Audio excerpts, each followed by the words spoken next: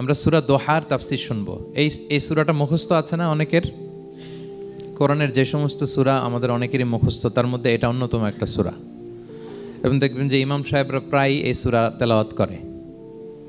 যে সমস্ত সূরা দিয়ে প্রায় নামাজ পড়া হয়, এর মধ্যে অন্যতম একটা সূরা হচ্ছে সূরাতুদ দোহা। মুআয ইবনে জাবাল রাদিয়াল্লাহু তাআলা আনহুকে আল্লাহ রাসূল সাল্লাল্লাহু আলাইহি ওয়াসাল্লাম একটা এলাকার ইমাম বানিয়ে পাঠিয়েছিলেন। ওই এলাকার মুসল্লিরা ছিলেন, লোকজন ছিলেন শ্রমজীবী, কাজ করে খেত। সারাদিন ওট দিয়ে পানি সেচ করে খেজুর গাছে পানি দিত, খেজুরের চাষাবাদ করত, সারাদিন কষ্ট করে নামাজে যে জয়েন করত। তো উনি মাগরিবের নামাজে সূরা ফাতিহার পরে সূরা বাকারা তেলাওয়াত শুরু করলেন। সূরা বাকারা কোরআনের সবচেয়ে ছোট সূরা না? 286টা আয়াত, মানে সবচেয়ে বড় সূরা। তো মাগরিবের সালাত উনি যখন এত লম্বা তেলাওয়াত ধরলেন, মুসল্লিরা আর ইমাম সাহেবের সাথে থাকতে পারতেছে না। কারণ ওনারা তো, ইমাম সাহেবের হয়তো মন ফুরফুরে, উনি পড়তেছেন মনের আনন্দে দরাজ গলায়, কিন্তু মুসল্লিদের তো অবস্থা খারাপ। সারাদিন ওনারা খেতে খামারে কাজ করে আসছে, নামাজ ছেড়ে দিয়ে অনেকে চলে গেছে, একা একা নামাজ পড়ে যে আল্লাহ রাসূল সাল্লাল্লাহু আলাইহি ওয়াসাল্লামের কাছে যে বিচার দিল যে ইয়া রাসূলুল্লাহ, দেখেন এমন একজন ইমাম আপনি অ্যাসাইন করেছেন আমাদের এলাকায়, মাগরিবের নামাজে উনি সূরা বাকারা পড়ে, আর আমরা হচ্ছে শ্রমজীবী। রাসূল সাল্লাল্লাহু আলাইহি ওয়াসাল্লাম খুব রেগে গেলেন। মুআয ইবনে জাবালকে ডেকে বললেন, হে মুআয, আফাত্তানুন আন্ত, তুমি কি সমাজে ফিতনা ছড়াচ্ছ? তুমি জানো না এরা কারা? তোমার কি সূরা ওয়াদ-দুহা ওয়াল-লাইলি ইযা সাজা মুখস্থ নাই? তোমার কি ওয়াশ-শামসি ওয়া-দুহাহা এটা মুখস্থ নাই? তোমার কি সাব্বিহিসমা রাব্বিকাল আ'লা এই সূরাগুলো তোমার জানা নাই? উনি বললেন জানা আছে। তো এগুলো রেখে দিয়ে মাগরিবের নামাজে কেন সূরা বাকারা ধরলা? তোমার মুসল্লিরা তো শ্রমজীবী মুসল্লি। যখন ইমামের দায়িত্ব হচ্ছে পেছনে কারা আছে এটা খেয়াল করা। অনেক সময় ইমাম সাহেব আল্লাহু আকবার বলে যে নামাজ ধরছে, কি হচ্ছে পেছনে আর খোঁজখবর নেই। আল্লাহর হাবিব সাল্লাল্লাহু আলাইহি ওয়াসাল্লাম কিন্তু এমন ইমাম ছিলেন না, উনি অত্যন্ত বিবেকবোধ সম্পন্ন একজন ইমাম ছিলেন। একবার পেছনে এক বাচ্চার কান্না শুনে উনি নামাজ ছোট করে দিয়েছেন। সবাই বললেন, ইয়া রাসূলুল্লাহ, এত ছোট নামাজ তো কখনো পড়তে দেখি না। তখন রাসূল সাল্লাল্লাহু আলাইহি ওয়াসাল্লাম বললেন, একটা ছোট বাচ্চার কান্নার আওয়াজ আমার কানে এসেছে, আমার মনে হচ্ছে বাচ্চাটাকে সামলাতে নারীদের কাতারে একটা মায়ের খুব কষ্ট হচ্ছে, এজন্য নামাজটা আমি খাটো করে দিয়েছি। দেখেন কি চিন্তা চেতনা, পিছনে কি হচ্ছে সব রাসূল সাল্লাল্লাহু আলাইহি ওয়াসাল্লাম এটা খেয়াল করতেন। তো এই সূরার একটা ফজিলত আপনি জানলেন যে রাসূল সাল্লাল্লাহু আলাইহি ওয়াসাল্লাম সূরা ওয়াদ-দুহা ওয়াল-লাইলি ইযা সাজা এটা তেলাওয়াত করতে বলেছিলেন মুআয ইবনে জাবাল রাদিয়াল্লাহু তাআলা আনহুকে। এটা কোরআনের 93 নম্বর সূরা। কত নম্বর? এটা মাক্কি সূরা, আর নাজিলের ধারাবাহিকতা অনুযায়ী এটা 11তম সূরা। মানে এই সূরার আগে আরো 10টা সূরা নাজিল হয়েছিল, তার মানে মক্কার একেবারে শুরুর দিকে এই সূরাটা নাজিল হয়েছিল। আপনারা জানেন যে এবছর আমার একটা বই এসেছে এক নজরে কোরআন নামে, সেখানে আমি প্রত্যেকটা সূরার সার সংক্ষেপ নিয়ে সংক্ষেপে, খুব সংক্ষেপে, কখনো যদি সুযোগ হয় আপনারা দেখবেন যে প্রত্যেকটা সূরা 5 পৃষ্ঠার মধ্যে আমরা নিয়ে আসার চেষ্টা করেছি। সেখানে এগুলো পাবেন, সূরাটা কয় নাম্বার, নাজিলের ধারাবাহিকতা কখন, তারপর কোরআন শরীফের মধ্যে কখন, এটার ফজিলত কি, এটার সেন্ট্রাল থিম কি, মেজর থিম কি, কজ এন্ড ইফেক্ট কি, সব কেস স্টাডি থেকে শুরু করে রিফ্লেকশন সব আমরা সেখানে উল্লেখ করেছি। তো এই সূরাটা শুরুর দিকে, একেবারে শুরুর দিকে নাজিল হয়েছে, তার আগে মাত্র 10টি সূরা নাজিল হয়েছে। তো নাজিল হতে হতে 10টা সূরা যখন নাজিল হলো, এরপর অনেক দিন রাসূল সাল্লাল্লাহু আলাইহি ওয়াসাল্লামের কাছে কোনো সূরা নাজিল হয় না। কয়দিন নাজিল হয় না? কোনো বর্ণনায় 15 দিন, কোনো বর্ণনায় 1 মাস, কোনো বর্ণনায় 2 মাস, কোনো বর্ণনায় 6 মাস, টানা 6 মাসের গ্যাপ ওহী নাজিল হয় না। আল্লাহর হাবিব সাল্লাল্লাহু আলাইহি ওয়াসাল্লাম তিনি ওহী মিস করতে শুরু করলেন, যে ঘটনা কি, কোরআন নাজিল হচ্ছে না কেন, হঠাৎ এত গ্যাপ কেন? ওনার মাথায় কয়েকটা জিনিস ঘুরপাক খেলো। একটা ঘুরপাক খেলো যে আমার কোনো কাজে আল্লাহ আবার অসন্তুষ্ট হলো নাকি, অথবা আমি কোরআনের আয়াত এই বাণীগুলো পৌঁছে দেওয়ার ক্ষেত্রে আমার কোনো গাফলতি হয়ে গেল নাকি, সামহাও কি আল্লাহর সাথে আমার কানেকশন এটা কি লুজ হয়ে যাচ্ছে, আমি কি কোনোভাবে আল্লাহ থেকে দূরে সরে পড়তেছি। রাসূল সাল্লাল্লাহু আলাইহি ওয়াসাল্লাম টেনশনে পড়ে গেলেন, চিন্তায় পড়ে গেলেন, কিরে ওহী আসে না কেন, আসে না কেন, আসে না কেন। এটা ছিল একটা দিক। আরেকটা দিক হচ্ছে আল্লাহর হাবিব সাল্লাল্লাহু আলাইহি ওয়াসাল্লামের কাছে কোরআনের আয়াত যাই নাজিল হতো উনি যে লোকদের কাছে প্রচার করে দিতেন। এখন নাজিল হয়েছে এখনই যে প্রচার শুরু, রাতে নাজিল হয়েছে রাতেই প্রচার শুরু, দিনে নাজিল হয়েছে দিনেই প্রচার শুরু, যখন নাজিল তখন প্রচার। কারণ আল্লাহ তাআলা বলেছেন, ইয়া আইয়ুহার রাসূলু বাল্লিগ মা উনজিলা ইলাইক মির রাব্বিক, আপনার রবের পক্ষ থেকে যা নাজিল হয়েছে প্রচার করেন। তো এই যে মাঝখান দিয়ে কয়েক মাস যার কোনো প্রচার টচার করে না, মুশরিকরা টিটকারি মারতে শুরু করলো, বলে কি মোহাম্মদ, তোমার আল্লাহ তোমার ভুলে গেছে বোধহয়, তোমার আল্লাহ বোধহয় তোমাকে আর পছন্দ করে না। আগে তো প্রতিদিন কিছু না কিছু শোনাতা যে এইটা নাজিল হয়েছে, ওইটা আসছে, এই বিধান ওই বিধান, এখন তো কোনো খোঁজখবর নাই। ঘটনা কি? আল্লাহর হাবিব সাল্লাল্লাহু আলাইহি ওয়াসাল্লামের চাচি উম্মে জামিল, আবুল হাবির স্ত্রী, সে আরও খারাপ কথা বলল। সে বলল, ইন্না শাইতানাকা কদ তারাকাক, তোমার কাছে যে একটা শয়তান আসতো এখন বোধহয় আর আসে না মুহাম্মদ, নাউযুবিল্লাহি মিন যালিক। এটা দিয়ে জিবরিল আলাইহিস সালামকে বুঝিয়েছেন। জিবরিল এসে কি কি যেন বলে, কই এখন তো কিছু বলো না। তো রাসূল বলবে কি করে, কারণ তিনি তো মন গড়া কিছু বলতেন না। আল্লাহর হাবিব সাল্লাল্লাহু আলাইহি ওয়াসাল্লাম মনে যা ইচ্ছা হয়, মন গড়া কখনো কিছু বলেছেন? আওয়াজ করে বলেন, মন গড়া বলতেন তিনি? ওমা ইয়ান্তিকু আনিল হাওয়া ইন হুয়া ইল্লা ওয়াহয়ু ইউহা। আল্লাহর ওহী আসলে সেটা শোনাতেন। তো ওহীও আসে না, উনি শোনাতেও পারে না। ওহীও নাই, উনি শোনাতেও পারে না। এই যে একটা কষ্টকর মুহূর্ত রাসূল সাল্লাল্লাহু আলাইহি ওয়াসাল্লামের, কিরে মাসের পর মাস চলে গেল, ওহী আসতেছে না কেন, আমার কি কোনো ভুল হচ্ছে নাকি, আল্লাহকে আমাকে অপছন্দ করলেন? রাসূল সাল্লাল্লাহু আলাইহি ওয়াসাল্লাম যখন এরকম দুশ্চিন্তিত, পেরেশান, অ্যাংজাইটিতে পড়ে গেলেন, ভারাক্রান্ত, ঠিক তখন রাসূল সাল্লাল্লাহু আলাইহি ওয়াসাল্লামকে সান্ত্বনা দেওয়ার জন্য এই সূরাটা আল্লাহ নাজিল করেছেন। সান্ত্বনা দেওয়ার জন্য এই সূরাটা বেশ আশা জাগানিয়া সূরা, মোটিভেশনাল সূরা, ইন্সপিরেশনাল সূরা। আপনার মন খারাপ হলে আপনি এই সূরাটা পড়বেন, এই সূরাটা, এবং এটার পরে আরেকটা সূরা আছে, সূরাতু আলাম নাশরাহ, আপনার মন ভালো হয়ে যাবে। এটাকে দি অ্যান্টি ডিপ্রেসেন্ট সূরা বলে, মানে ডিপ্রেশন কাটায় ফেলে। আমাদের এরকম অনেক সময় হয় না যে হতাশ, দেয়ালে পিঠ ঠেকে গেছে, কোনো বের হওয়ার রাস্তা নাই, কই যাব, কোথাও সফলতা নাই, সবাই আমাকে ভুল বুঝতেছে, এরকম মাঝে মাঝে হয় না? আমাদের সবার লাইফে আপস অ্যান্ড ডাউনস আছে। আপনি যখন ভারাক্রান্ত হবেন, কষ্টে থাকবেন, এই সূরাটা পড়বেন, দেখবেন যে আপনার ডিপ্রেশন দূর হয়ে গেছে। তো আল্লাহর হাবিব সাল্লাল্লাহু আলাইহি ওয়াসাল্লাম যখন এরকম ভারাক্রান্ত ছিলেন, চিন্তিত ছিলেন, তখন আল্লাহর হাবিব সাল্লাল্লাহু আলাইহি ওয়াসাল্লামকে চিন্তামুক্ত করবার জন্য আল্লাহ তাআলা এই চমৎকার সূরাটি নাজিল করেছেন। আল্লাহ নাজিল করলেন, আউযু বিল্লাহি মিনাশ শাইতানির রাজিম, বিসমিল্লাহির রাহমানির রাহিম, ওয়াদ-দুহা ওয়াল লাইলি ইযা সাজা মা ওয়াদ্দাআকা রাব্বুকা ওয়া মা ক্বালা ওয়ালাল আখিরাতু খায়রুল লাকা মিনাল উলা ওয়ালা সাউফা ইউতিকা রাব্বুকা ফাতারদা। আল্লাহ তাআলা বললেন, ওয়াদ-দুহা, আলোর শপথ। আমি একবার সরল বঙ্গানুবাদ করি, তারপরে আমি তাফসিরে ঢুকছি। ওয়াদ-দুহা, আলোর শপথ। ওয়াল লাইলি ইযা সাজা, রাতের শপথ, যখন রাত নিঝুম নিস্তব্ধ হয়। মা ওয়াদ্দাআকা রাব্বুকা ওয়া মা ক্বালা, নবী হে, আপনার রব আপনার উপর অসন্তুষ্টও হয় নাই, আপনাকে ছেড়েও যায় নাই, আপনার রব আপনার সাথেই আছে। আলহামদুলিল্লাহ। ফিল করবেন যে আল্লাহ আমার সাথে আছে, সবসময় এটা ফিল করতে হবে যে আল্লাহ তাআলা আমার সাথে আছেন, তিনি আমাকে ভুলে যান নাই, ছেড়ে যান নাই। আরে তার রহমত ছাড়া তো একটা শ্বাস নেওয়া তো আমার সম্ভব না, ঠিক কিনা বলেন? আল্লাহর রহমত ছাড়া একটি সেকেন্ড এই পৃথিবীতে সার্ভাইভ করা কি আমাদের পক্ষে সম্ভব না? ওয়ালাল আখিরাতু খায়রুল লাকা মিনাল উলা, নবী হে, আপনার পরবর্তী সময় পূর্ববর্তী সময়ের চেয়ে অনেক ভালো হবে ইনশাআল্লাহ। মানে good days are coming in your life, ভালো সময় আসতেছে। ওয়ালা সাউফা ইউতিকা রাব্বুকা ফাতারদা, আর আপনার রব আপনাকে এত দিবেন আপনি খুশি হয়ে যাবেন। আপনার রব আপনাকে এত দিবেন আপনি নিয়ে কুলাতে পারবেন না। আলাম ইয়াজিদিকা ইয়াতীমান ফাআওয়া, নবী আপনি কি ইয়াতীম ছিলেন না? তিনি কি আপনাকে আশ্রয় দেননি? ওয়া ওয়াজাদাকা দাল্লান ফাহাদা, আপনি পথ খুঁজতেছিলেন, আল্লাহ আপনাকে পথ দেখিয়েছেন। ওয়া ওয়াজাদাকা আইলান ফাআগনা, আপনি নিঃস্ব রিক্ত হস্ত ছিলেন, আল্লাহ তাআলা আপনাকে ধনী বানিয়েছেন। ফাআম্মাল ইয়াতীমা ফালা তাকহার, খবরদার এতিমের সাথে কখনো কঠোর হবেন না। ওয়া আম্মা সাইলা ফালা তানহার, ফরিয়াদি যে সোয়াল করে হাত পাতে তাকে ধমক দিয়ে তাড়িয়ে দিবেন না। ওয়া আম্মা বিনিআমাতি রাব্বিকা ফাহাদ্দিস, আর আপনার রবের যে নেয়ামত আপনার প্রতি, এটার বর্ণনা করুন। সুবহানাল্লাহ। এই হচ্ছে সরল অনুবাদ সূরাতুদ দুহার। এবার আসুন আমরা এটার তাফসিরে ঢুকি। আল্লাহ তাআলা প্রথমে দুইটা শপথ করলেন, কসম করলেন, দুইটা ওথ। আমরা যদি সংক্ষেপে ভাগ করি তাহলে 11 আয়াত বিশিষ্ট এই সূরাতে প্রথম 2 আয়াতে দুইটা শপথ আছে, তারপরের 3টা আয়াতে রাসূল সাল্লাল্লাহু আলাইহি ওয়াসাল্লামকে 3টা কনফার্মেশন দেওয়া হয়েছে, সুসংবাদ দেওয়া হয়েছে।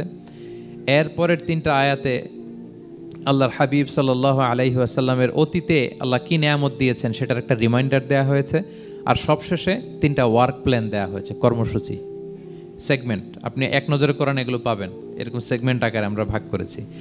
আই রিপিট, আমি আবারও বলছি, সূরা দোহার 11 আয়াত বিশিষ্ট এই সূরার প্রথম 2 আয়াতে 2টি শপথ, তারপরের 3 আয়াতে 3টি সুসংবাদ, তারপরের 3 আয়াতে অতীতে যে রাসূলকে নেয়ামত দেওয়া হয়েছিল সেটা স্মরণ করিয়ে দেওয়া, আর শেষ 3 আয়াতে 3টা ওয়ার্ক প্ল্যান, কর্মসূচি রাসূল সাল্লাল্লাহু আলাইহি ওয়াসাল্লাম কী করবেন। ক্লিয়ার হয়ে গেছে না সূরাটা? আসুন এবার তাফসিরে ঢুকি। আল্লাহ তাআলা বললেন ওয়াদ-দোহা, নবী আলোর শপথ। আলো, দোহা মানে আলো। আমার সাথে আওয়াজ করে বলুন, দোহা মানে কি? আলো, সকালের আলো, প্রভাতের সূর্য কিরণ। দিনের প্রথম অংশে একটা সানশাইন থাকে না, খুব চমৎকার লাগে 9টা 10টার দিকে, হ্যাঁ সানশাইন। এই সকালের সানশাইনটাকে আরবিতে বলে দোহা। এই জন্য এই সময় আল্লাহর হাবিব সাল্লাল্লাহু আলাইহি ওয়াসাল্লাম নামাজ পড়তেন, এটাকে বলে সলাতুদ দোহা, মানে দোহার নামাজ। এটাকে বলে সলাতুদ দোহা, দোহার নামাজ। তো দেখেন রাসূল সাল্লাল্লাহু আলাইহি ওয়াসাল্লামের মন ভালো করবার জন্য প্রথমে আল্লাহর ওয়ার্ডিংটা দেখেন, আল্লাহ তাআলা কেমন চমৎকার শব্দ চয়েস করেন। প্রথমে আল্লাহ বললেন আলো। আলো বললেই তো মনটা ভালো হয়ে যায়, কি বলেন?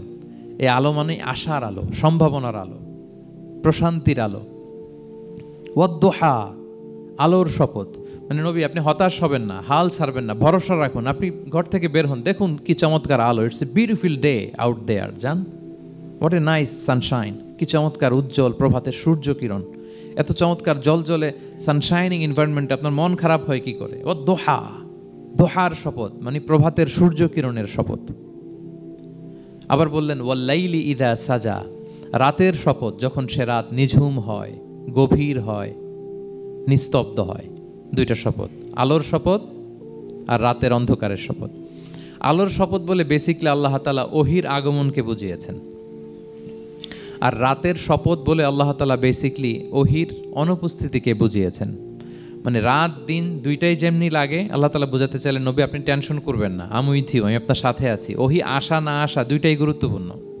রেগুলার যদি ওহি আসে, এটা রিসিভ করতে আপনার কষ্ট হয়ে যাবে। আল্লাহর পক্ষ থেকে আসমানি কিতাবের যে ওহি, এটা সাধারণ কোনো কথা না। ইন্না সানুলকি আলাইকা কওলান সাকিলা, এটা খুব ভারী, হেভি ওয়েট। এটা পাহাড়ে নাজিল করলে, লাউ আনজালনা হাযাল কুরআনা আলা জাবাল লারাআইতাহু খাশিআম মুতাসাদ্দিআম মিন খাশিয়াতিল্লাহ। এটা মাউন্ট এভারেস্টের উপর নাজিল করলে পাহাড় ভেঙে খান খান হয়ে যেত।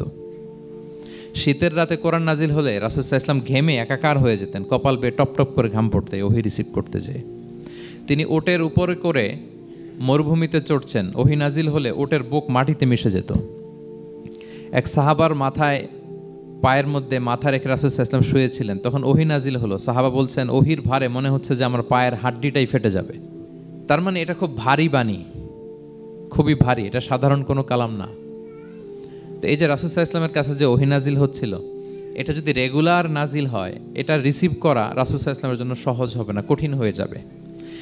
রেগুলার ওহি নাজিল হলে এটার যে পাওয়ার, প্রেশার, রাসূল সাল্লাল্লাহু আলাইহি ওয়াসাল্লামের স্নায়ু এটা বরদাস্ত করতে পারবে না। তো আল্লাহ বোঝাতে চাইলেন নবী আমি কাফির রাজা বলে আপনাকে আমি ভুলে গেছি, কখনো না, নেভার এভার। বরং আপনার যাতে একটু রেস্ট হয়, আরাম হয়, আপনাকে একটু কমফোর্ট দেওয়ার জন্য আমি সাময়িকভাবে ইচ্ছে করে ওহিটা বন্ধ রেখেছি। সুবহানাল্লাহ পড়বেন না? আপনার যাতে একটু কমফোর্ট হয়, আপনার যেন একটু আরাম হয়, ওহি রিসিভ করে করে যেন আপনি অভ্যস্ত হতে পারেন, এজন্য আমি ইচ্ছা করে আপনাকে একটু আরাম দেওয়ার জন্য ওহি বন্ধ রেখেছি। সারাদিন যদি, মানে দিনের 24 ঘন্টায় যদি সূর্য থাকে, ভাল লাগবে? আচ্ছা বলেন, 6 মাস টানা সূর্য ভাল লাগবে আপনার? রোদের গরমে আমরা অস্থির হয়ে যাব। তো 12 ঘন্টা সূর্যের আলোর পরে যেমনি রাতের দরকার আছে, আল্লাহ বোঝাতে চাইলেন ওহি নাজিল হওয়ার পাশাপাশি মাঝে মাঝে ওহি ব্রেক দেওয়ার দরকার আছে, ওহি বন্ধ থাকার দরকার আছে। ফলে আপনি হ্যাবিচুয়েটেড হবেন, ওহি রিসিভ করা না করা এটা আপনার জন্য ইজি হয়ে যাবে। যখন আপনি আপনার জন্য ওকে হয়ে যাবে, তখন আমি লাগাতার ওহি নাজিল করব। তাহলে ওরা যে বলে আমি আপনাকে ভুলে গিয়েছি, না, আমি আপনাকে ভুলি নাই, বরং আপনার আরামের জন্য খানিকটা সময় আপনাকে বিশ্রামের সুযোগ করে দেওয়ার জন্য আমি আল্লাহ ওহি বন্ধ রেখেছি। সুবহানাল্লাহ। তার মানে আল্লাহ তাআলা নবীকে ভুলেন নাই বা নবী সাল্লাল্লাহু আলাইহি ওয়াসাল্লামের উপর অসন্তুষ্ট হন নাই, ইচ্ছে করে আল্লাহ তাআলা কিছুদিন ওহি বন্ধ রেখেছেন। প্রতিদিন সূর্য থাকলে যেমনি ভাল লাগে না, মানে 24 ঘন্টা, এজন্য 12 ঘন্টা সূর্য দিয়ে আল্লাহ 12 ঘন্টা রাত দিয়েছেন, আমাদের আরামের, বিশ্রামের, ঘুমের আয়োজন করেছেন। ঠিক তেমনি রেগুলার ওহি রিসিভ করলে রাসূল সাল্লাল্লাহু আলাইহি ওয়াসাল্লামের জন্য কষ্ট হয়ে যাবে, এজন্য ইচ্ছে করে আল্লাহ গ্যাপ দিয়েছেন। আল্লাহর হাবিব সাল্লাল্লাহু আলাইহি ওয়াসাল্লামের উপর আল্লাহ অসন্তুষ্ট হননি। এটাই আল্লাহ তাআলা বললেন যে ওয়াদ-দোহা ওয়াল-লাইলি ইযা সাজা, প্রভাতের সূর্য কিরণের শপথ, রাতের নিঝুম নিস্তব্ধ পরিবেশের শপথ। মা ওয়াদ্দাআকা রাব্বুকা ওয়া মা ক্বালা, আপনার রব আপনারে ভুলেও যায় নাই, আপনারে ছেড়েও যায় নাই, আপনার উপর নাখোশও হয় নাই। সুবহানাল্লাহ। আপনার রব আপনার সাথেই আছে। এটা সবসময় ফিল করবেন যে আমার রব আমার সাথে আছে।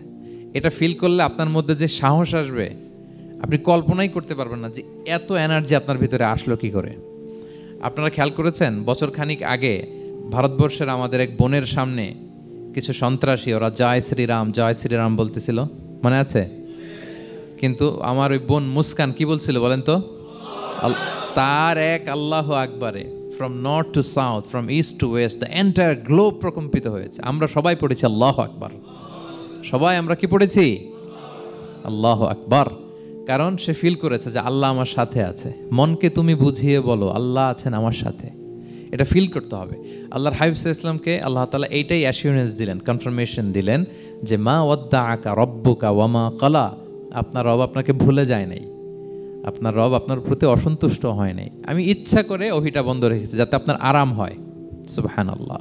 আল্লাহর হাবিব সাল্লাল্লাহু আলাইহি ওয়াসাল্লামের প্রতি আল্লাহ তাআলা কতটা টেক কেয়ার করতেন দেখেন। রেগুলার ওহী নাজিল হলে রাসূল সাল্লাল্লাহু আলাইহি ওয়াসাল্লামের কষ্ট হয়ে যাবে, এজন্য তিনি কিছুদিন ওহী বন্ধ রেখে রাসূল সাল্লাল্লাহু আলাইহি ওয়াসাল্লামকে বিশ্রামের ব্যবস্থা করে দিয়েছেন।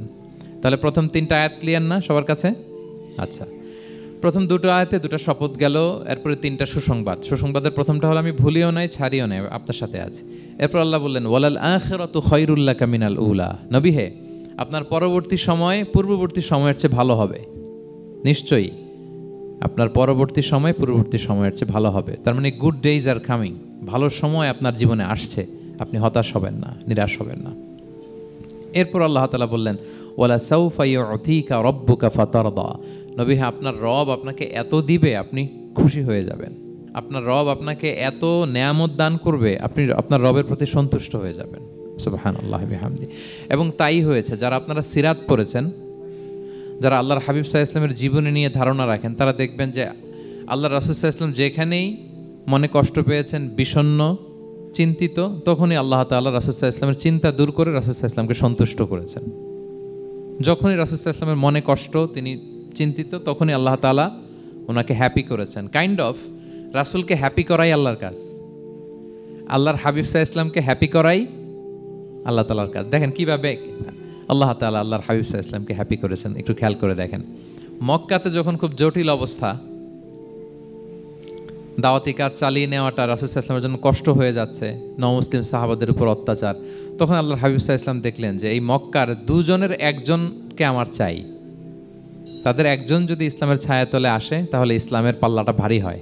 কারা? একজন হচ্ছে ওমরে ফারুক আর একজন আবু জাহাল।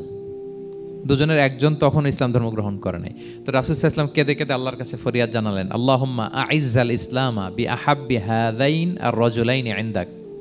আল্লাহ, আমি কাউকে স্পেসিফিক তোমার কাছে চাই না, শুধু এটাই বলি, দুজন লোকের নাম বলবো, এই দুজন লোকের মধ্যে থেকে যাকে তোমার পছন্দ হয় তাকে তুমি ইসলামের ছায়াতলে এনে ইসলামকে শক্তিশালী করো। এক হচ্ছে আবু জাহাল, আরেক হচ্ছে ওমরে ফারুক। এই দোয়াটা তিনি করতে লাগলেন। আর খুব চিন্তিত, দুজনের কেউই মুসলমান হয় না। একদিন হঠাৎ সাহাবারা বললেন, ইয়া রাসূলুল্লাহ, আল্লাহর হাবিব সাল্লাল্লাহু আলাইহি ওয়াসাল্লাম তখন দারুল আরকামের ভেতরে বসা। সাহাবারা বললেন, ইয়া রাসূলুল্লাহ, আপনি এখান থেকে সরে যান, কারণ ওমরে ফারুক নাঙ্গা তলোয়ার নিয়ে আসতেছে আপনাকে হত্যা করবার জন্য। তো আল্লাহ রাসূল সাল্লাল্লাহু আলাইহি ওয়াসাল্লাম বললেন যে তোমরা সরে যাও, আমার মনে হচ্ছে ওই যে চোখের পানি ছেড়ে আমি দোয়া করেছি ওই দোয়া আজকে কবুল হতে শুরু করেছে, তোমরা সরো।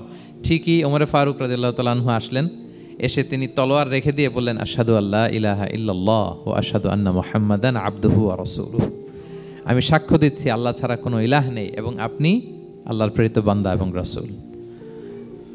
এই দৃশ্য দেখে রাসূল সাল্লাল্লাহু আলাইহি ওয়াসাল্লাম খুশি হয়ে গেলেন। ওয়ালা সাউফা ইউতিকা রাব্বুকা ফাতারদা, আল্লাহ বলেছিলেন যে নবী হে আপনাকে এত দিব, আপনার রব আপনাকে এত নেয়ামত দিবে, আপনি শুধু খুশিই হবেন, সন্তুষ্ট হবেন আমার প্রতি।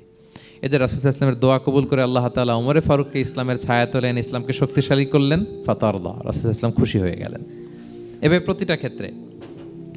মক্কাতে যখন খুব কঠিন অবস্থা, রাসূল সাল্লাল্লাহু আলাইহি ওয়াসাল্লাম তায়েফে চলে গেলেন দাওয়াত দেওয়ার জন্য। নেইবারিং সিটি, আপনারা যে হজ উমরা করেছেন জানেন, মক্কার পাশের সিটি তায়েফ। দাওয়াত দিলেন, দাওয়াত প্রত্যাখ্যান করলো তারা।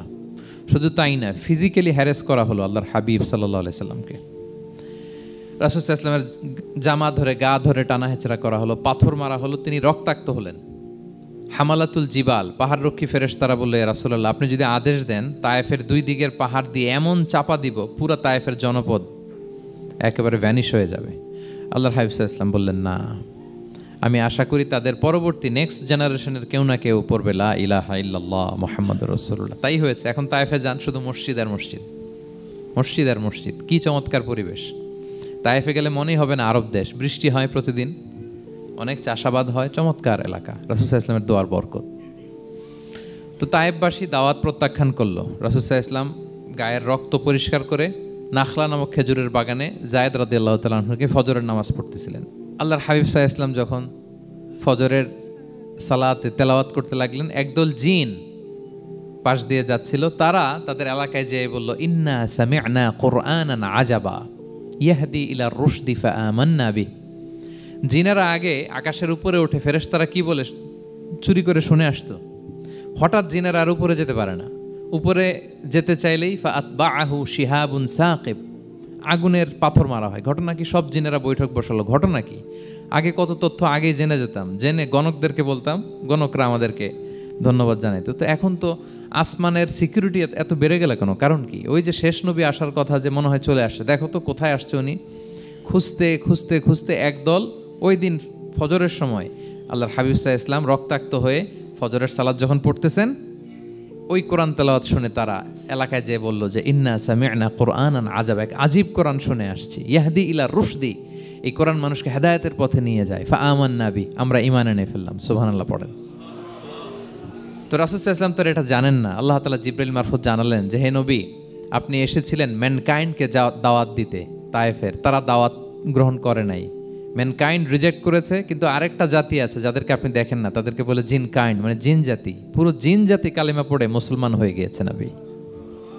বলে সাউফা ইউতিকা রাব্বুকা ফাতারদা, নবী আপনার রব আপনাকে এত নেয়ামত দিবেন আপনি খুশি হয়ে যাবেন। নবী সাল্লাল্লাহু আলাইহি ওয়াসাল্লাম ওইখানে আবার খুশি হয়ে গেলেন, রক্তাক্ত, ইনজুর্ড। কিন্তু যখন শুনলেন মানুষ জাতি তারা ঈমান আনে নাই, কিন্তু জিন জাতি তারা ঈমান এনেছে, আল্লাহর হাবিব সাল্লাল্লাহু আলাইহি ওয়াসাল্লাম আবার আনন্দিত হলেন। তাহলে আল্লাহর হাবিব সাল্লাল্লাহু আলাইহি সাল্লামকে আনন্দিত করাই হচ্ছে আল্লাহর কাজ, খুশি রাখাই হচ্ছে আল্লাহর কাজ। সুবহানাল্লাহি বিহামদি। আল্লাহর হাবিব সাল্লাল্লাহু আলাইহি ওয়াসাল্লামের বয়স যখন 50 বছর, ওনার কাছের দুইজন আত্মীয় মারা গেল। ওনার প্রিয়তমা স্ত্রী খাদিজা রাদিয়াল্লাহু তাআলা আনহা ইন্তেকাল করলেন, ওনার প্রিয় চাচা আবু তালেব ইন্তেকাল করলেন। দুইজনই শেল্টার দিত, একজন ঘরে একজন বাইরে। আবু তালেবের কারণে কেউ রাসূল সাল্লাল্লাহু আলাইহি ওয়াসাল্লামের গায়ে হাত তোলার সাহস পায় নাই। তো উনি যখন ইন্তেকাল করলেন, রাসূল সাল্লাল্লাহু আলাইহি ওয়াসাল্লাম বিপদে পড়ে গেলেন। সারাদিন কাফেরদের বকা ঝকা গালি খেয়ে ঘরে যখন আসতেন, খাদিজা রাদিয়াল্লাহু তাআলা আনহার কথা শুনলে ওনার হৃদয়টা প্রশান্ত হয়ে যেত। তো বাইরের চাচাও নাই, ভেতরের স্ত্রীও নাই, দুজনই মারা গেলেন ওই বছর। ওই বছরকে বলা হয় আমুল হুজন, মানে দুশ্চিন্তার বছর। এত ভারাক্রান্ত আল্লাহর হাবিব সাল্লাল্লাহু আলাইহি ওয়াসাল্লাম হলেন, চিন্তিত হলেন, মনটা ভেঙে খান খান। আল্লাহ তাআলা কিন্তু ঠিকই বুঝেন যে তার হাবিবকে কখন হ্যাপি করতে হবে। আল্লাহ তাআলা তখন সাইয়েদনা জিবরাইল আলাইহিস সালামকে পাঠালেন যে যাও, আমার বন্ধুকে আর পৃথিবীতে থাকার দরকার নাই, আমার বন্ধুকে ঊর্ধ্ব জগতের নৈশ ভ্রমণের ইনভাইটেশন দিয়ে আসো, মানে মেরাজের ইনভাইটেশন দিয়ে আসো। পড়েন সুবহানাল্লাহ। সুবহানাল্লাযী আসরা বিআবদিহি লাইলাম মিনাল মাসজিদিল হারামি ইলাল মাসজিদিল আকসা, মসজিদে হারাম থেকে মসজিদুল আকসায়, তারপরে উপরে সুম্মা দানা ফাতাদাল্লা ফাকানা কাবা কাউসাইনি আও আদনা।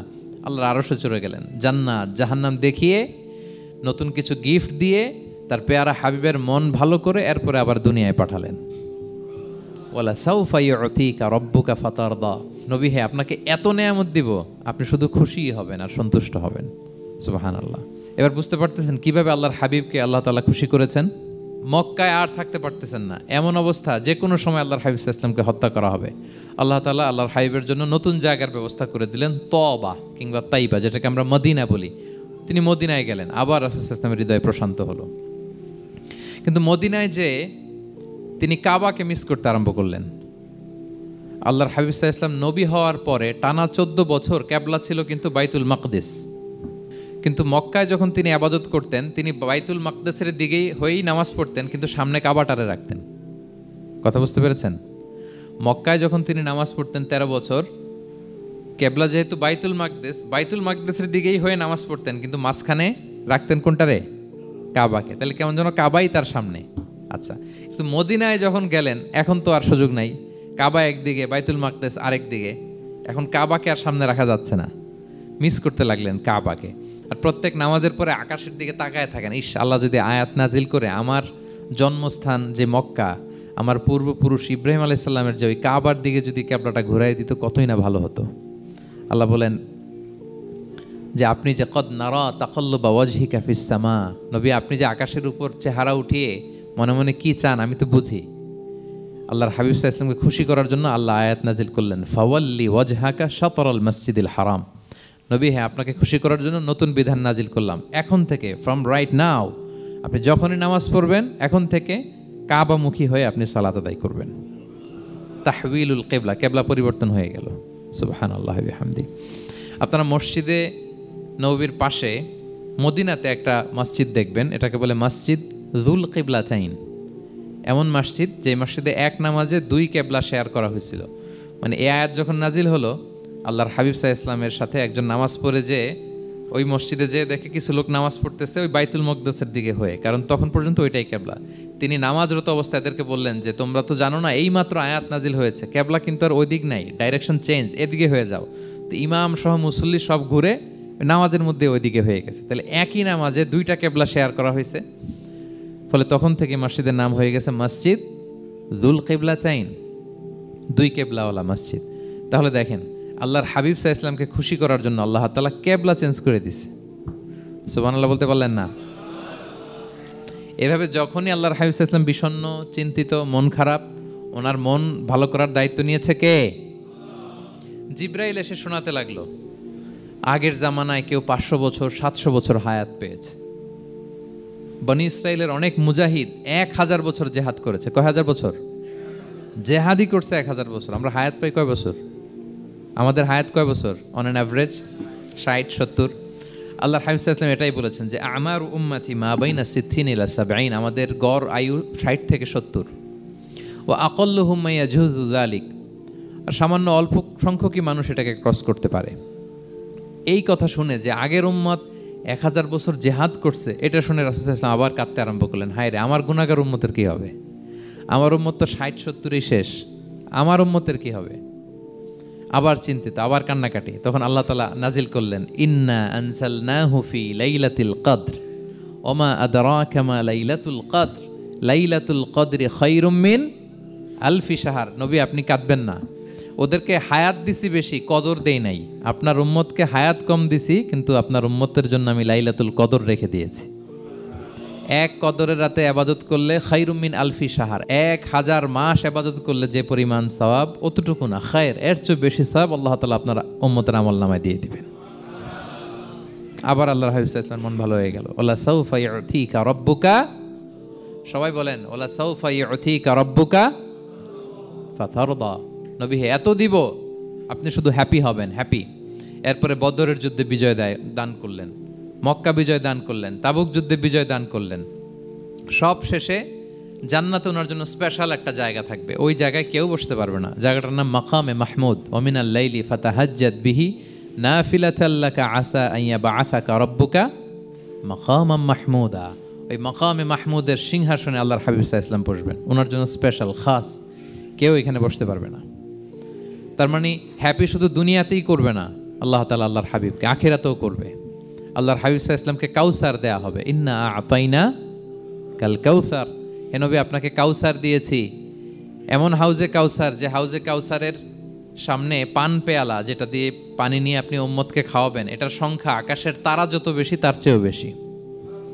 হাউজে কাউসারের পানি এটা দুধের চেয়েও সাদা, বরফের চেয়েও ঠান্ডা, মধুর চেয়েও মিষ্টি। এক ঢোক যে খাবে চিরকালের জন্য তার গলা থেকে তৃষ্ণা মিটে যাবে। He will never ever be thirsty again. একবার খাইছে তো শেষ। পেতে চান সেটা আল্লাহর হাবিবের কাছ থেকে? আমরা পেতে চাই কি চাই না বলেন? ইন্না আতাইনা কাল কাউসার। নবী আপনাকে আমি কাউসার দিয়েছি। সব শেষে আল্লাহর হাবিব সাল্লাল্লাহু আলাইহি ওয়াসাল্লাম সুপারিশ করার অনুমতি পাবেন, যেদিন কেউ সুপারিশ করতে পারবে না। সবাই বলবে নফসি নফসি নফসি নফসি, থার থার করে কাঁপবে। এক একজন নবী, ইব্রাহিম আলাইহিস সালাম, ঈসা আলাইহিস সালাম, মুসা আলাইহিস সালাম থার থার করে কাঁপবে। আর আল্লাহর হাবিব সাল্লাল্লাহু আলাইহি ওয়াসাল্লাম ওই মাকামে মাহমুদে সিংহাসন ফেলে দিয়ে সেজদায় শুধু কাঁদতে থাকবে, আর সেজদার মধ্যে বলবে উম্মতি উম্মতি উম্মতি উম্মতি। হে আল্লাহ আপনি আমার গুনাহগার উম্মতকে বাঁচান, আল্লাহ আপনি আমার গুনাহগার উম্মতকে বাঁচান, আল্লাহ আপনি আমার গুনাহগার উম্মতকে বাঁচান।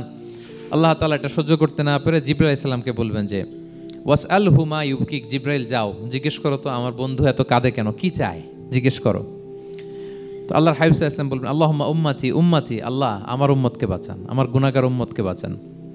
আল্লাহ তাআলা এবার জিবরাইল মারফত বলবেন যে ইযহাব ইলা মুহাম্মদ সাল্লাল্লাহু আলাইহি ওয়াসাল্লাম, যাও মুহাম্মদের কাছে যাও, ওয়াকুল লাহু, তাকে বলো দুনিয়াতে যেমনি কখনো কষ্ট পেতে দেই নাই, বারবার তাকে হ্যাপি করেছি, খুশি করেছি, ওয়া ইন্না সানুরদিকা ফি উম্মাতিকা ওয়ালা নাসুউক, আজকের এই কঠিন দিনেও আমার হাবিবকে আমি কষ্ট দিব না, তার উম্মতের ব্যাপারেও তাকে আমি খুশি করে দেব, তার গুনাহগার উম্মতের ব্যাপারেও আজকে মুহাম্মদ সাল্লাল্লাহু আলাইহি ওয়াসাল্লামকে আমি খুশি করে দেব। আল্লাহর হাবিব সাল্লাল্লাহু আলাইহি ওয়াসাল্লাম তখন সুপারিশ শুরু করবেন। আল্লাহু আকবার, আল্লাহু আকবার। ওয়ালা সাউফা ইউতিকা রাব্বুকা ফাতারদা, নবী হে আপনাকে এত নেয়ামত দিব আপনি নিয়ে কুলাতে পারবেন না। সব শেষে এই গুনাহগার উম্মতকে সুপারিশ করে জাহান্নাম থেকে নাম কাটিয়ে সবাইকে নিয়ে তিনি একটা ফ্ল্যাগ হাতে নিয়ে তিনি জান্নাতের দিকে ছুটবেন। ওই ফ্ল্যাগের মধ্যে লেখা থাকবে আলহামদু। কি লেখা থাকবে? মানে প্রশংসা, প্রশংসার পতাকা। নিজেও তো প্রশংসিত। মুহাম্মদ মানে কি জানেন? মুহাম্মদ মানে কি? প্রশংসিত। এই কারণে মুহাম্মদ সাল্লাল্লাহু আলাইহি ওয়াসাল্লামকে মক্কার লোকেরা গালি দিয়েও শান্তি পেত না। মানে যদি বলি এই প্রশংসিত লোকটা খারাপ, কথাটা হইল? প্রথমে আগে বলা লাগে কি? প্রশংসিত। মুহাম্মদ মানে কি? তো এই জন্য মক্কার লোকেরা রাসূল সাল্লাল্লাহু আলাইহি ওয়াসাল্লামকে মুহাম্মদ না বলে ডাকতো মুদাম্মাম, মানে নিন্দিত। তো মুদাম্মাম তো রাসূলের নাম না, রাসূল সাল্লাল্লাহু আলাইহি ওয়াসাল্লামের নাম কি? মুহাম্মদ, প্রশংসিত। এই জন্য গালি দিয়েও তারা মজা করতে পারতো না, সুবিধা করতে পারতো না। গালি দিলেও আগে প্রশংসা করে নেওয়া লাগতো। প্রথমে বলতো মুহাম্মদ পাগল, এরকম বলতো নাউযুবিল্লাহ, তার মানে প্রশংসিত লোকটা পাগল। হইলো? এটা গালি হয়েছে? ঘুরে ফিরে তো প্রশংসাই হয়ে গেল। তো আল্লাহর হাবিব সাল্লাল্লাহু আলাইহি ওয়াসাল্লাম লিওয়াউল হামদ, প্রশংসার ফ্ল্যাগ নিয়ে বিশাল উম্মতকে নিয়ে জান্নাতে অভিমুখে যাবেন এবং জান্নাতের দরজায় হি উইল বি দা প্রথম নক করবেন উনি। তখন জান্নাতের রক্ষী ফেরেশতা বলবে মান আনতা, কে? আল্লাহর হাবিব সাল্লাল্লাহু আলাইহি ওয়াসাল্লাম বলবেন আনা মুহাম্মদ, আমি মুহাম্মদ। তো ফেরেশতা বলবে আমরা দাঁড়ায় আছি এজন্য আল্লাহ বলে দিয়েছেন মুহাম্মাদের আগে কাউকে যেন এন্ট্রি দেয়া না হয়। আপনার আগে যেন কারো জন্য জান্নাতের দরজা না খুলি, স্পেশাল উপর থেকে অর্ডার আছে। আপনি যেহেতু নক করেছেন, ওয়েলকাম, আসেন। পুরো উম্মাহ নিয়ে আল্লাহর হাবিব সাল্লাল্লাহু আলাইহি ওয়াসাল্লাম জান্নাতে ঢুকবেন। ওয়ালা সাউফা ইউতিকা রাব্বুকা ফাতারদা, নবী হে আপনাকে অচিরেই এত নেয়ামত দিব আপনি সন্তুষ্ট হয়ে যাবেন। প্রথম দুইটা শপথ গেল, এরপর তিনটা সুসংবাদ গেল।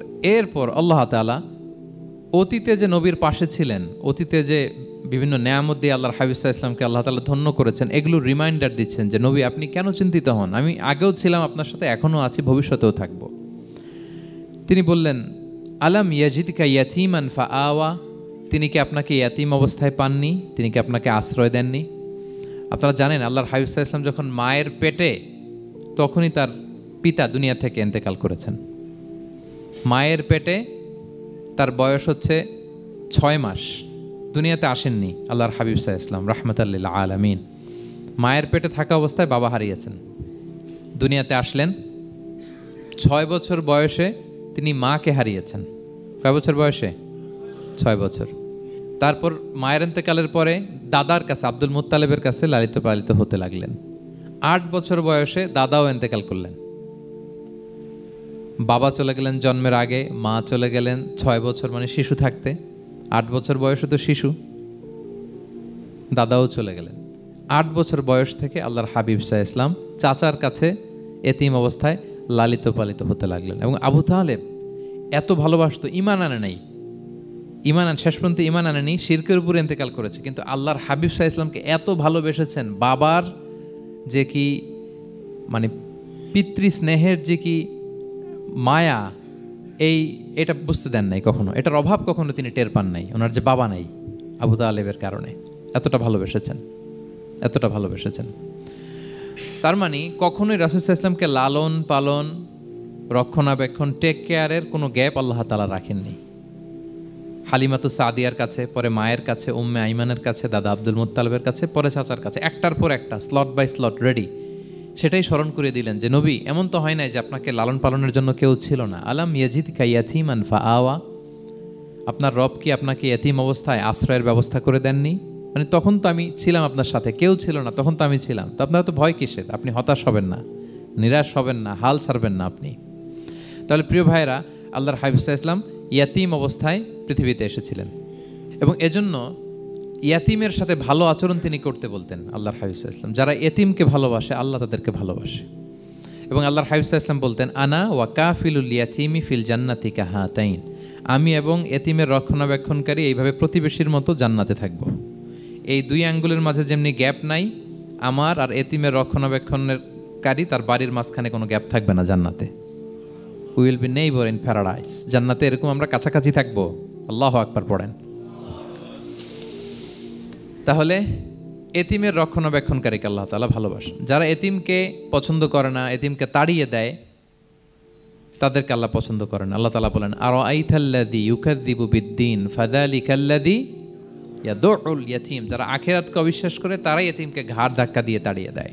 কোনো বিশ্বাসী কখনো এতিমের সাথে খারাপ আচরণ করে না। আপনাদের যাদের মন শক্ত, অনেকের চোখ দিয়ে পানি নামে না। আমার এক আত্মীয় আছে, খুব আল্লাহওয়ালা। আমার জীবনে এত আল্লাহওয়ালা আমি দেখি নাই, কিন্তু ওনার চোখ দিয়ে পানি নামে না। বারবার এসে আমারে বলে যে, মিজান কি করবো বলো, তুমি একটু মোনাজাত ধরো। আমার মনে আছে আমি ওনাকে নিয়ে মোনাজাত ধরতাম, তো ওনার কান্না আসে না চোখ দিয়ে। এত আল্লাহওয়ালা, খুব ভালো মানুষ, কিন্তু চোখ দিয়ে পানি নামে না। এটা অনেকের হয়, নানা কারণে হয়। তো আল্লাহর হাবিব সাল্লাল্লাহু আলাইহি ওয়াসাল্লাম বলেছেন, কারো যদি চোখ দিয়ে পানি না নামে বা হৃদয় নরম না হয়, তারা যেন এতিমের মাথায় হাত বুলিয়ে দেয়। এক সাহাবী এসে বলেন, ইয়া রাসূলুল্লাহ, আমার হৃদয়টা বড় শক্ত, হৃদয় নরম হয় না। রাসূল সাল্লাল্লাহু আলাইহি ওয়াসাল্লাম বললেন, তাই? আচ্ছা, আতুহিব্বু আন ইয়ালিনা কলবুক, তুমি কি চাও তোমার হৃদয় নরম হোক, ওয়া তুদরাকা হাজাতুক, এবং তোমার আশা পূরণ হোক? তিনি বললেন, হ্যাঁ। তো রাসূল সাল্লাল্লাহু আলাইহি ওয়াসাল্লাম বললেন, ইরহামিল ইয়াতীম, এতিমের উপর রহম করো। ওয়ামসা আলা রাসি, এতিমের মাথায় হাত বুলিয়ে দাও। ওয়া আতইমহু মিন তুআমিক, তোমার খাবার এতিমকে খাওয়াও। তালিনু কলবুক, তোমার অন্তর নরম হবে। তুদরাকা হাজাতুক, তোমার ইচ্ছা পূরণ হবে। তাহলে হৃদয় যদি শক্ত থাকে, কার মাথায় হাত বুলাবেন? বুলাইছেন কখনো? হ্যাঁ, বুলিয়েছেন? খুঁজে খুঁজে হাত বুলাবেন। বাংলাদেশে তো অনেক অরফেনেজ আছে, অনাথ আশ্রম, ওখানে যাবেন। সুযোগ হলে একদিন যে একটু লাঞ্চ করলেন ওদের সাথে বসে, ডিনার করলেন, একসাথে খেলেন, ওদের মাথায় হাত বুলিয়ে দিলেন, সাধ্যমতো কিছু উপহার হাতে তুলে দিলেন, আপনার ইচ্ছা পূরণ হবে আর আপনার হৃদয় নরম হবে ইনশাআল্লাহ। আর এতিমকে আদর করা মানে নবী সাল্লাল্লাহু আলাইহি ওয়াসাল্লামের প্রতি ভালোবাসা দেখানো। কারণ আমার নবী এতিম হয়ে বড় হয়েছেন। এতিমের প্রতি ভালোবাসা প্রকারান্তরে নবী সাল্লাল্লাহু আলাইহি ওয়াসাল্লামের প্রতি ভালোবাসা দেখানো হয়, কারণ আমার নবী এতিম হয়ে বড় হয়েছেন। সুবহানাল্লাহ। কিন্তু তার বিপরীতে আমরা সমাজে কি দেখি? এতিমের মাথায় হাত বুলানো তো দূরের কথা, এতিমের সম্পদও খেয়ে ফেলে অনেকে। হ্যাঁ, এরকম আছে না? এতিমের সম্পদ দেদারসে গিলতেছে। কি যে আমাদের চিন্তাধারা! দেখবেন যে লোকটা এতিমের সম্পদ গিলে, ওরা রোজা অবস্থায় এক ঢোক পানি গিলাতে পারবেন কিনা দেখেন। যে বলেন একটু পানি খান তো, খাবে না কেন? হারাম। তো ওই হারাম কিন্তু গিলতেছে ইচ্ছা মতো। রোজা অবস্থায় এক ফোঁটা আপনি পানি গিলাতে পারবেন না, এরে কেন? হারাম। কিন্তু ওইদিকে ভাতিজার সম্পদ গিলতেছে দেদারসে। আল্লাহ বলেন, এটা ভাতিজার সম্পদ না, এটা তুমি জাহান্নামের আগুন পেটে ঢুকাচ্ছ। জাহান্নামের আগুন। ইন্নাল্লাযীনা ইয়াকুলুনা আমওয়ালাল ইয়াতামা যুলমান ইন্নামা ইয়াকুলুনা ফি বুতুনিহিম নারা ওয়া সায়াসলাউনা সাঈরা। যারা এতিমের সম্পদ খায়, এটা সম্পদ না, এটা জাহান্নামের আগুন তুমি পেটে ঢুকাচ্ছ। সো এতিমের প্রতি যেন আমরা নমনীয় হই, তাদের মাথায় হাত বুলাই, তাদের জন্য খরচ করি, তাদের প্রতি যেন আমরা দয়াদ্র হই। কারণ আমার নবী এতিম অবস্থায় বড় হয়েছেন। তাহলে নবী সাল্লাল্লাহু আলাইহি ওয়াসাল্লামকে এটা স্মরণ করে দিলেন, নবী আপনি তো এতিম ছিলেন, আমি তো আপনাকে রক্ষণাবেক্ষণের ব্যবস্থা করছি। আর কি করেছি? ওয়াওয়াজাদাকা দাল্লান ফাহাদা, নবী আপনাকে আমি এমন অবস্থায় পেয়েছি, আপনি পথ খুঁজতেছিলেন, আমি আপনাকে পথ দেখিয়েছি। You are searching the right path and I guided you to the right sense of direction. আপনি পথ খুঁজতেছিলেন, আমি পথ দেখাইছি। এখানে দল্লানের অর্থ পথভ্রষ্ট করা যাবে না। ওয়াজাদাকা দল্লান, হে নবী আপনাকে আমি পথভ্রষ্ট পেয়েছি, পরে পথ দেখাইছি, এরকম বলা যাবে না। এটা আল্লাহর হাবিব সাল্লাল্লাহু আলাইহি ওয়াসাল্লামের ক্ষেত্রে প্রযোজ্য নয়। অনেক বাংলা তাফসীর অর্থে আমি দেখেছি পথ হারা, নবী আপনাকে আমি পথ হারা পেয়েছি, পথ দেখেছি। এটাও খুব একটা সুন্দর না। সবচেয়ে সুন্দর হচ্ছে নবী আপনি পথ খুঁজতেছিলেন, সত্যের অনুসন্ধানী ছিলেন। অনেক সময় দেখবেন অনেক পথিক যেতে যেতে এমন এক জায়গায় যায়, দেখে 3 রাস্তা কিন্তু কোনো সাইনবোর্ড নাই। পুরাতন রাস্তাগুলোতে এরকম অনেক সময় হতো না আমাদের, 3 দিকে রাস্তা, কোনো সাইনবোর্ড নেই, তো যাবো কই? এটা বুঝালেন যে নবী আপনি পথ খুঁজতেছিলেন, আমি আপনাকে দেখিয়েছি, হে নবী এটাই সিরাতুল মুস্তাকিমের পথ। ওয়াজাদাকা দাল্লান ফাহাদা, আপনি পথ খুঁজতেছিলেন, আমি আপনাকে পথ দেখিয়েছি। তো ছোটবেলায় সাথে ছিলাম, পথ খুঁজতেছিলেন, পথ দেখালাম, আমি আপনার ভুললাম কোথায়? কাফিরদের কথায় মন খারাপ করেন কেন যে তারা বলে আমি আপনাকে ভুলেছি, ছেড়েছি? নো, নেভার এভার, আমি আপনার সাথেই আছি। তারপরে আল্লাহ তাআলা বললেন ওয়াওয়াজাদাকা আইলান ফাআগনা, তিনি আপনাকে রিক্ত হস্ত নিঃস্ব পেয়েছেন, সম্পদহীন অবস্থায় পেয়েছেন, পরে সম্পদশালী করেছেন। সুবহানাল্লাহ। আল্লাহর হাবিব সাল্লাল্লাহু আলাইহি ওয়াসাল্লাম শুরুতে সম্পদের অত যোগান ছিল না, পরে খাদিজা রাদিয়াল্লাহু তাআলা আনহার সাথে যখন বিয়ে হলো আল্লাহ তাআলা সম্পদের কষ্ট দূর করলেন। কারণ খাদিজা রাদিয়াল্লাহু তাআলা আনহা অনেক বড় ব্যবসায়ী ছিলেন। বিয়ের আগে পার্টনারশিপে বিজনেস ছিল রাসূল সাল্লাল্লাহু আলাইহি ওয়াসাল্লামের সাথে। আল্লাহর হাবিব সাল্লাল্লাহু আলাইহি ওয়াসাল্লাম শ্রম দিয়েছেন, খাদিজা রাদিয়াল্লাহু তাআলা আনহার ইনভেস্টমেন্ট ছিল।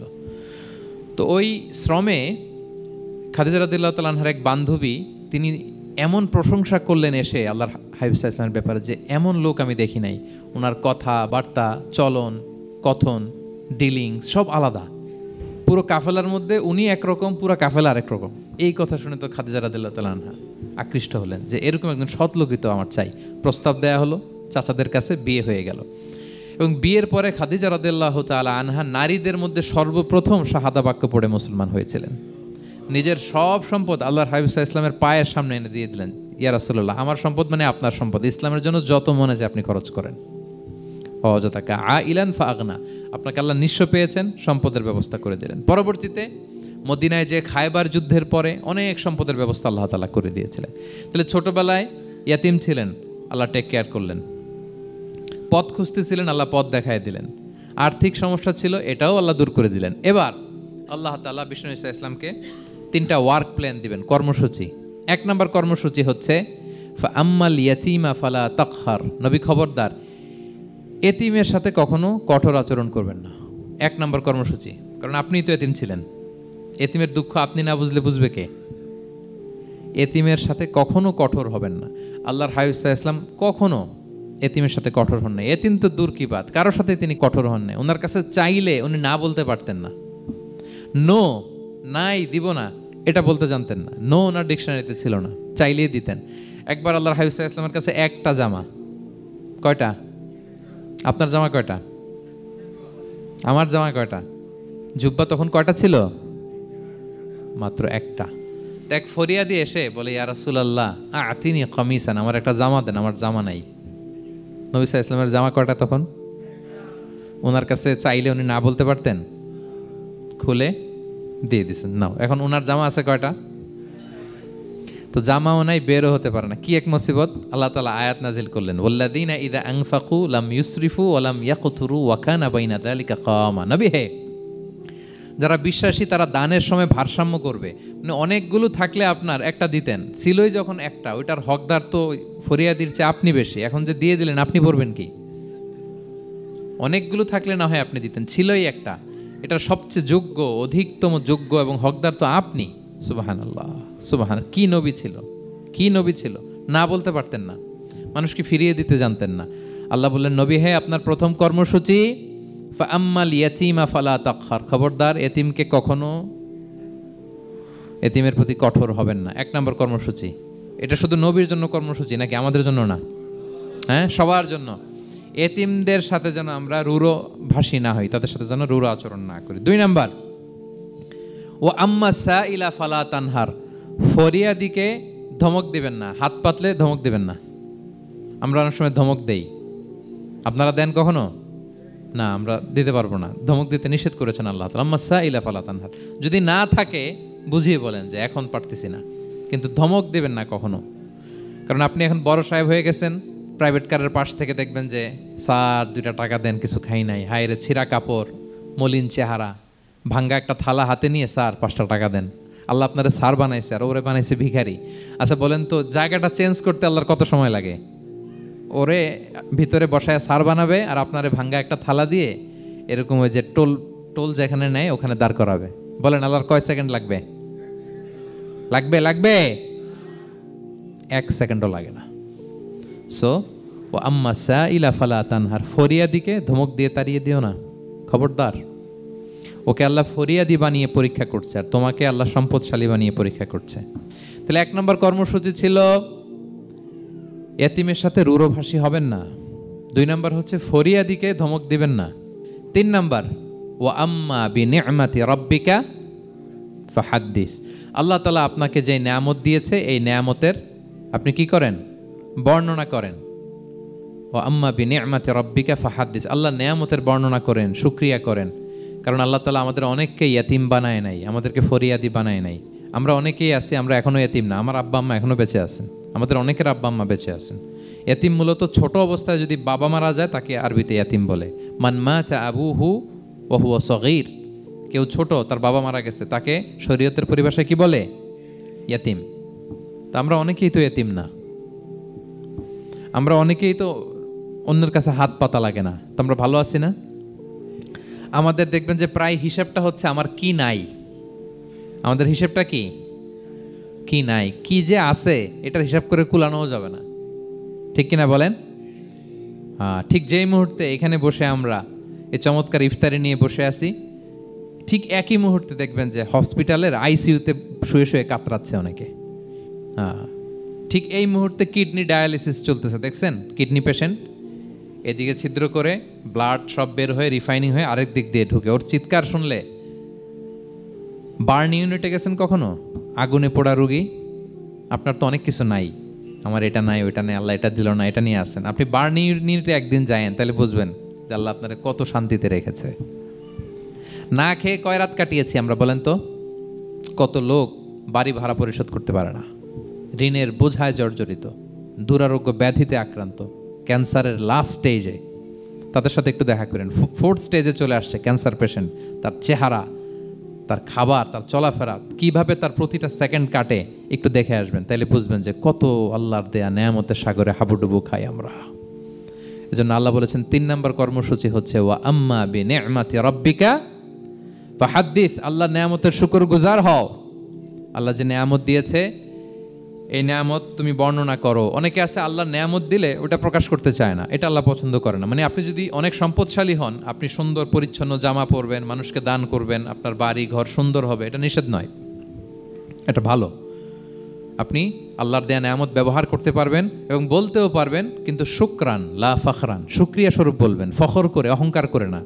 বলতে পারেন আলহামদুলিল্লাহ, আল্লাহ তাআলা আমাকে 4টা ছেলে দান করেছে, 4 জন হাফেজ, আল্লাহ তাআলা আমাকে থাকার মতো একটা ঘর দিয়েছে, একটা বাড়ি দিয়েছে, একটা গাড়ি দিয়েছে, সম্মান নিয়ে সমাজে চলার মতো আল্লাহ তাআলা আমাকে দিয়েছেন। এটা যদি আপনি শুকরিয়া স্বরূপ বলেন, এটাতে সমস্যা নেই, কিন্তু অহংকার নিয়ে বলা যাবে না। ইন্নাল্লাহা ইউহিব্বু আইয়ারা আসারা নি'মাতিহি আলা আবদিহি, আল্লাহ তাআলা যে নেয়ামত তার বান্দাকে দিল ওইটার একটা নমুনা দেখতে আল্লাহ পছন্দ করে। আল্লাহ বানাইছে আপনার বিলিয়নিয়ার, আপনি হচ্ছেন ছেঁড়াপাড়া জামা পরে চলেন, হবে? বানাইছে আল্লাহ তাআলা আপনাকে অনেক সম্পদশালী, আপনার চলা ফেরা কোনো রুচিই নাই, এটা হইল না। আল্লাহ চায় যে তোমার যে নেয়ামত দিছে এটার একটা নমুনা তোমার মধ্যে থাক, এটাও শুকরগুজার হওয়ার একটা আলামত। তাহলে 3 নম্বর কর্মসূচি কি? ওয়া আম্মা বিনি'মাতি রাব্বিকা ফাহাদ্দিস, আল্লাহর নেয়ামতের শুকরগুজার হও, আল্লাহ তাআলা যে নেয়ামত দিয়েছে সেটা বর্ণনা করো। তাহলে প্রিয় ভাইরা, সূরাতুদ দোহা এটা হচ্ছে একটা মোটিভেশনাল সূরা, আশা জাগানিয়া সূরা, অ্যান্টি ডিপ্রেশন বলি আমি এই সূরাটাকে। ডিপ্রেশন থাকলে চলে যাবে, কারণ ওয়ালাল আখিরাতু খায়রুল লাকা মিনাল উলা, হে নবী আপনার পরবর্তী সময় আপনার পূর্ববর্তী সময়ের চেয়ে ভালো। সবসময় আশাবাদী হবেন। সূরা দোহার 1 নম্বর শিক্ষা হচ্ছে বি অপটিমিস্টিক, মানে অপটিমিজম, আশাবাদী হওয়া, নিরাশ হওয়া যাবে না। বিশ্বাসীদের, মুমিন মুসলিমের ডিকশনারিতে হতাশা নিরাশা নাই, আমার ডিকশনারিতে অন্তত নাই, আপনাদের আছে কিনা জানি না। আজকে থেকে বলেন আপনাদের ডিকশনারিতে হতাশা নিরাশা রাখবেন? আমাদের কোনো হতাশা নাই, নিরাশা নাই, কারণ আমরা যে পরিস্থিতিতে থাকি না কেন আমাদের সাথে কে আছেন? লা তাহজান ইন্নাল্লাহা মা'ানা, চিন্তিত হয়েও না, আল্লাহ আমার সাথে আছেন। আল্লাহ আমার সাথে আছেন বললেই দেখবেন মুস্কানের মতো এক তাকবীর আপনার মুখ দিয়ে বেরোচ্ছে, এমন এনার্জি বেরোচ্ছে, গোটা বিশ্ব আপনি জয় করে ফেলবেন তখন। এটাই আমাদের সবচেয়ে বড় পাওয়ার। আমাদের সাথে কে আছে? ইন্নাল্লাহা মা'ানা, আল্লাহ তাআলা আমাদের সাথে আছেন। তাহলে সূরা দোহার আজকের তাফসীরের 1 নম্বর লেসন হচ্ছে optimism. Believer should be optimistic always. বিশ্বাসীরা আশাবাদী হয়, নিরাশ হয় না, হতাশ হয় না, হাল ছাড়ে না। বিশ্বাসীরা ভরসা রাখে এক মহান সত্তার উপর। আওয়াজ করে বলেন তো তিনি কে? আল্লাহর উপর ভরসা রাখে, আমরা নিরাশ হই না। 2 নাম্বার শিক্ষা হচ্ছে গ্রেটফুলনেস, কৃতজ্ঞতা। আপনার জীবনে অনেক কিছু আছে, নাই নাই বলবেন না, শুধু কমপ্লেইন করবেন না। অনেকে দেখবেন শুধু অভিযোগ, এটা নাই ওইটা নাই, এই পাইলাম না, ওর আছে এটা, ওর, আমার সাথে কেন এমন হয়, আমার সাথে শুধু আমার সমস্যা। এগুলো যারা বলে তাদেরকে আল্লাহ নেয়ামত আরও ছিনিয়ে নেয়। বরং যারা অল্প পেয়েও বলে আলহামদুলিল্লাহ, তাদেরকে নেয়ামত দেয়ার ধারাবাহিকতা আল্লাহ তাআলা অব্যাহত রাখেন। সব অবস্থায় আলহামদুলিল্লাহ, যে কোনো পরিস্থিতিতে, যে কোনো অবস্থায় কি বলবো আমরা? আপনি খেয়াল করে দেখেন না যে আপনার কি কি আছে, কত কিছু যে আপনার আছে, অবাক করা। 3 নাম্বার কাইন্ডনেস। 3 নম্বর লেসন হচ্ছে কাইন্ডনেস, দয়া। আমরা যেন অন্যের প্রতি দয়াশীল হই। আপনি অন্যের প্রতি দয়ালু হলে আপনার প্রতি দয়ালু হবো কে?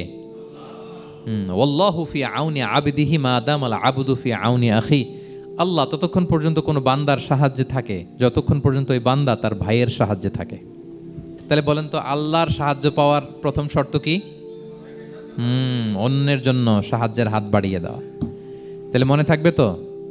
নাকি এতিমকে ধাক্কা দিয়ে বের করে দিবেন, ফরিয়াদিকে ধমক দিবেন একটা? বড় সাহেব তো আপনি, বড় স্যার, খবরদার।